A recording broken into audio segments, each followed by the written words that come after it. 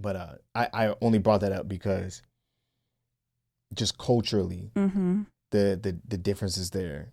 Like what the body image was that you were going for.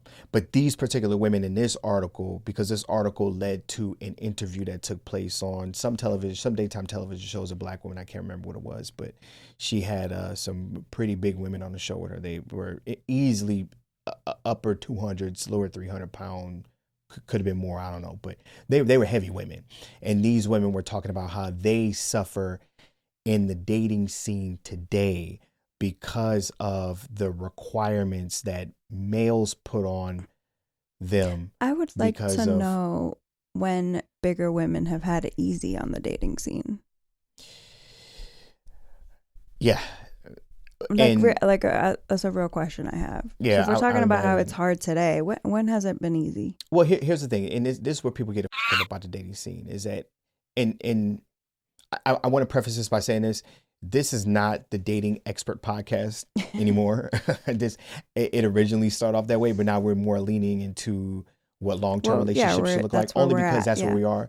I haven't been on the dating scene in years, so I really don't know shit from shit. So don't let our advice be what it is, because I don't know what it looks like to be on a dating app.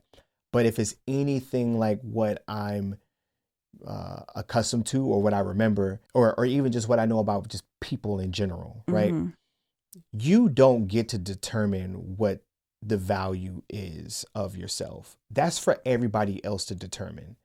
So if it's not trendy for you in the way you look, no matter what it is, whether you're skinny, whether you're fat, or whether you're thick, big titties, no titties, big ass, no ass, if you have long hair, short hair, blonde hair, or whatever it is, or whatever you're into, whatever you're reading, or nerds, or whatever it may be. If you're not that thing, especially if you're not that thing for that particular person, you're not going to win. Right. So it would be in your best interest, if you're out there on the dating scene, and this is not my way of saying be anything other than yourself, because I do think it is important to be yourself at all times.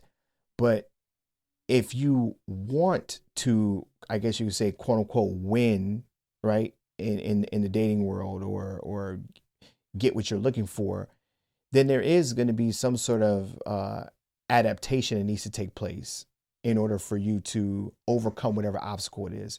So if you are a bigger person and you're trying to target people that aren't into bigger people, your chances of finding someone might not be the greatest. But is that wrong? You know what I mean? That's not wrong for the other person. I agree. I don't think that's wrong. But where these conversations went was, it was harder on them because of the stress that America puts on being fit and being, have a nice tight body and being engaged in activities that kept you in shape.